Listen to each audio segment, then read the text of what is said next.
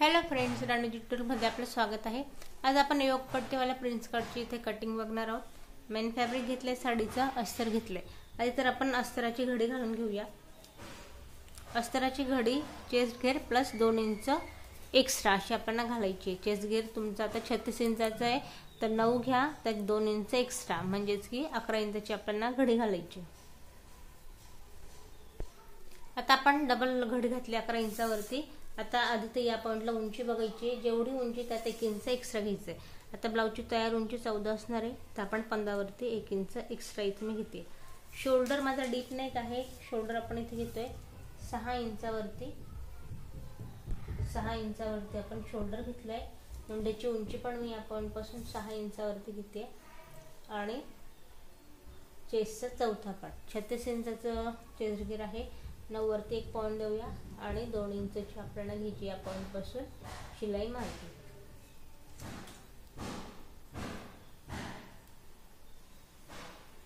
आता कमर घेरचं मेजरमेंट टाकायचं आहे। आता 32 इंचाचं कमर घेर आहे, 8 वरती 1 पॉइंट देऊया, इथून 2 इंचची मार्जिन।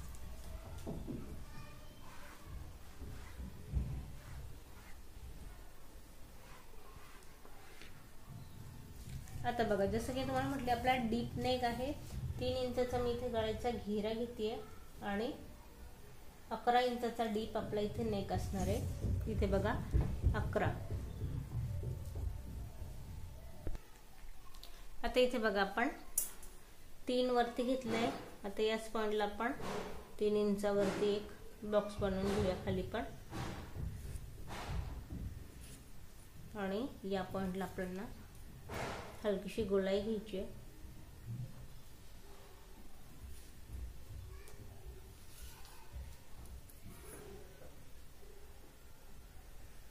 यानुसार आता बघा पाठीमागची जी गोलाई आहे ती आपल्याला द्यायची आहे 1.5 इंचावरती 1 आणि अर्धा फिक्स वाल्या पॉइंट पर्यंत त्याला मॅच करायचं।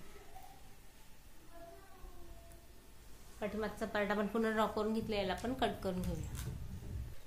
तर इथे आपण डीप पाठीमागचा नेक इथे कट केलाय। आता पाठीमागचा पार्ट कट झालाय, आता फ्रंट पार्ट आपण इथे कट करूया। आता फ्रंट पार्ट साठी मी पाठीमागच्या पार्ट पेक्षा एक्स्ट्रा इथे कापड वाढवून आपण फोल्ड केलाय बघा, या पॉइंटला इथे मी वाढवून घेतलाय। आता आधी तर उंची पण आपल्याला खाली योगपट्टी वाढणार आहे, त्याचं वेगळी आपण वाढूया। पण आधी जेवढं आपण नॉर्मल माप घेतलं 15 इंचाची, जशी आपण पाठीमागची उंची घेतली तशीच मी पुढच्या पार्टची पण उंची घेते।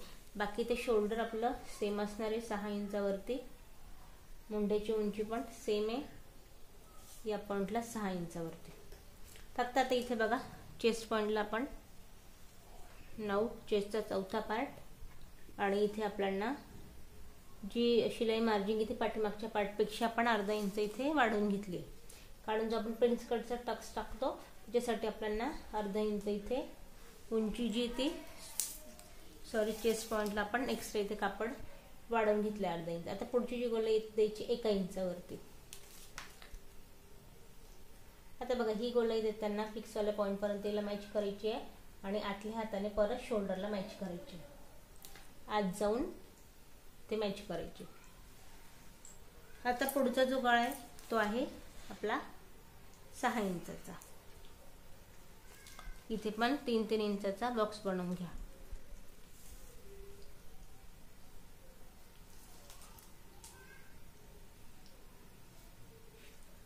हलकीशी गोलाई। आता बघा हे झाल्यानंतर वरून जो आपल्याला प्रिन्स कटचा टक्स टाकायचा आहे तो या पॉइंट पासून घ्यायचा आहे आपल्याला 10.5 इंचावरती, म्हणजेच की इथून मी घेतलाय 10.5 इंचावरती। या पॉइंट पासून घ्यायचं आपल्याला 3.5 इंचावरती। आता लक्षात घ्यायचंय वरून घेतलाय 10.5। सध्या तुम्ही 36 साईज साठी ब्लाउज बघताय तर वरून 10.5 घेतलंय, इथून घेतलंय 3.5। जे माप मी टाकते ते लक्षात घ्यायचे, त्यानुसार तुम्हाला कटिंग करायची। या पॉइंट पासून 3.5 आपण घेतले। आता इथे आपण कुठल्याही प्रकारचं एक्स्ट्रा मेजरमेंट न टाकता मी फक्त सरळ लाईन ड्रॉ केली आहे, जेणेकरून टक्स तुम्हाला लक्षात यायला हवा। आता जो मी ते 3.5 घेतलाय इथं एक सरळ लाईन ड्रॉ करून घ्या टक्स साठीची।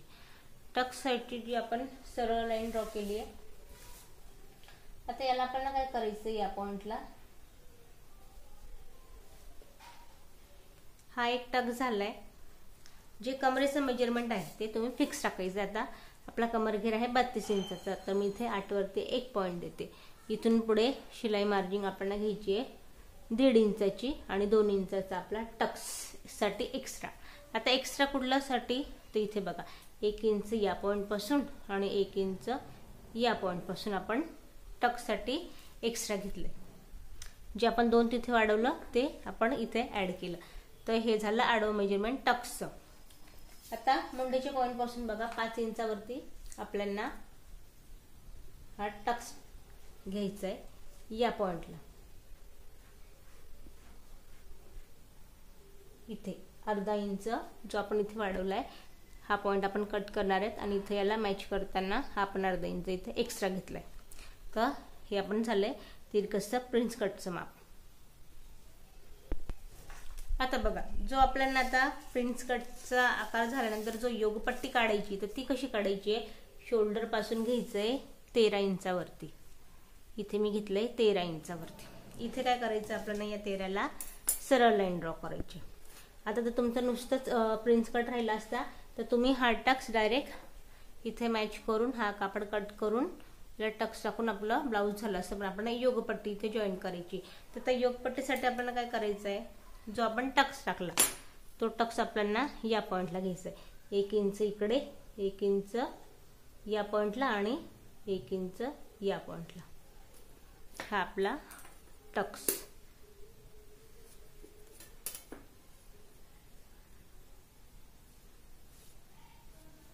आता याला आपण मेजरमेंट टाकताना आकार कसा द्यायचा आहे, खाली योगपट्टीचा अर्धा इंच आत जायचंय, अर्धा इंच या पॉइंटला आणि अर्धा इंच या पॉइंटला. त्यानंतर परत अर्धा इंच आपल्याला या पॉइंटला. असे इथे अर्धा, इथे अर्धा आणि इथे अर्धा. याचा आकार कसा घ्यायचा आहे आता आपल्याला,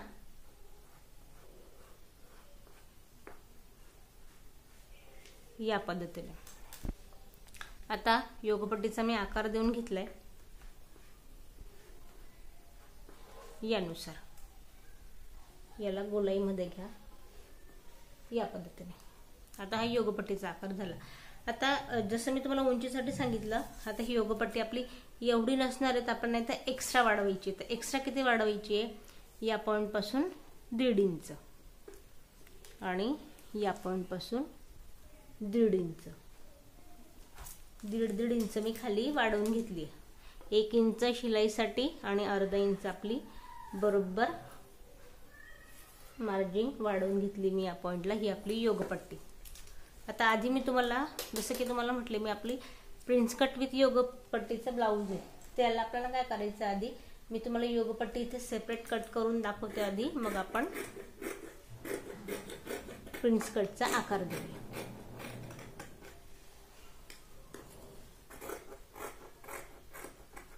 तर ही झाली आपली योगपट्टी. एक्स्ट्रावाला पार्ट आपण आता इथे कट करून घेऊ. जिथे मी लाईन ड्रॉ केली आहे लाईनीवर कट न करता आपण त्याच्या खालून इथे कट करतोय.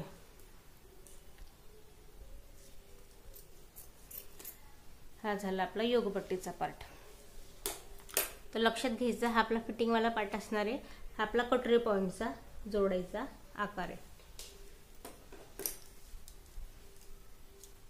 आता हा जो आपला टक्सवाला पॉइंट आहे, याला पण आपल्याला कट करून घ्यायचं आहे.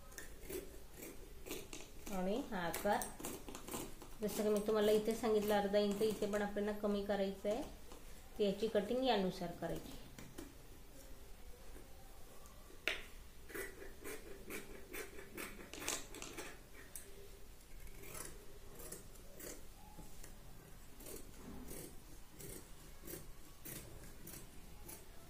शोल्डरमध्ये कमी जास्त करायचं नाही आहे, नाही तर होतं काय, शोल्डर जेव्हा आपण मॅच करतो पाठीमागचा आणि पुढचा पार्ट कमी जास्त होऊन जातो. त्याच्यामुळे शोल्डरमध्ये आपल्याला बिलकुल कमी जास्त करायचं नाही. हा टक्स जो आहे हा आपण कट करून घेतले.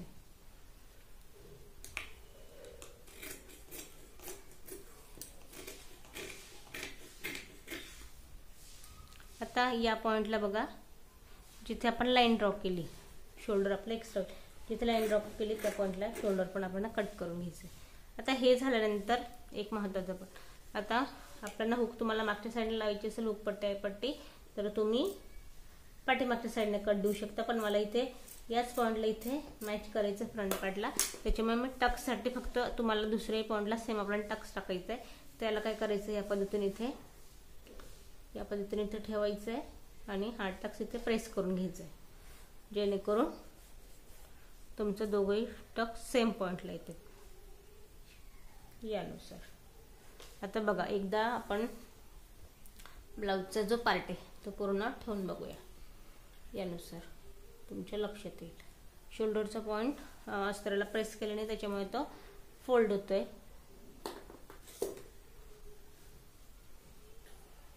यानुसार विथ हा टक्स टाकल्यानंतर विथ आपली योगपट्टी. आता मी इथे का लिहिलंय, हा कटोरचा पॉईंट फ्रंट साईडने मॅच करायचा आहे, हा साईड पॉईंटचा फिटिंग आहे तो या पद्धतीने मॅच करायचा. जर तुम्ही मागं पुढे केला तर ब्लाऊज जे आहे ते आपलं इथे बिघडण्याची शक्यता आहे.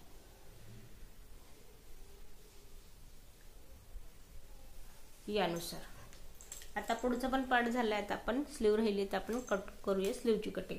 आता बऱ्याच जणांना हा प्रश्न पडला असेल की टक्स टाकल्यानंतर हा जो पार्ट आहे तो पूर्णपणे आतल्या साईडला फोल्ड होऊन जातो आणि हा जो आपण आकार दिला हा आपला अगदी ते परफेक्ट मॅच होतो.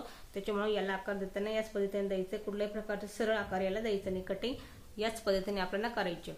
आणि डीप नेक घेतलाय, सरळ कट केलंय, 3 इंचाचा गळ्याचा घेरा घेतलाय, 6 इंचाचा शोल्डर घेतलाय, तरी याला कुठल्याही प्रकारचं नॉट लावायची गरज नाही. ब्लाऊज अगदी परफेक्ट आपला बॉडी मेजरमेंटनुसार बसणार आहे. आता स्लीवसाठी 1 मीटर मी इथे कापड घेतलं होतं. 80 सेंटीमीटरचा जर पीस घेतला तर यात लांब स्लीव आपली बसणार नाही. साधी स्लीव असेल छोटी 5-6ची बाई तुमची तर ती यात बसून जाईल.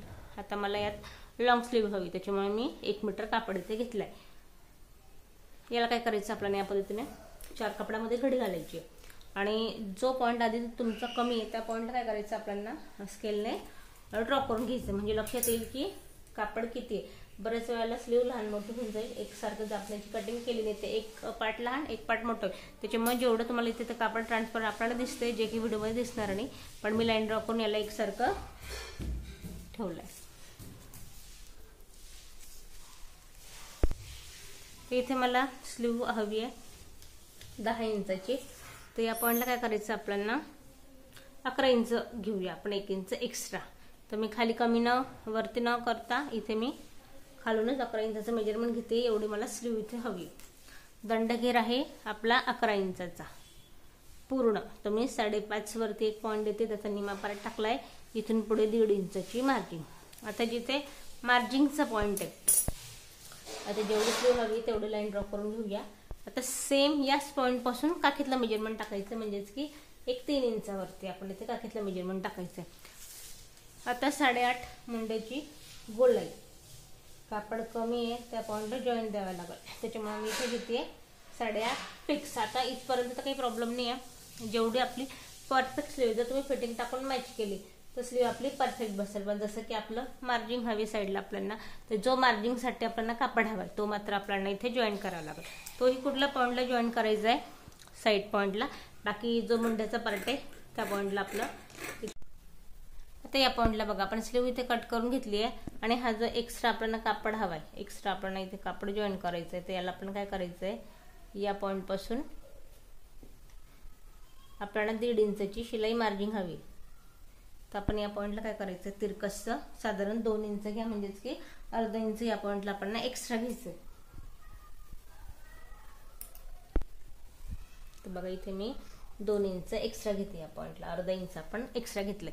आता या पॉईंटला आपल्याला ऑलरेडी आपला जो मार्जिंग येतो तो तेवढा कापड आपल्याला आहे, त्याच्यामुळे काय करायचं, याला तिरकसं कट करा. या पद्धतीने या पॉईंट पर्यंत तिरकसं कट करायचं.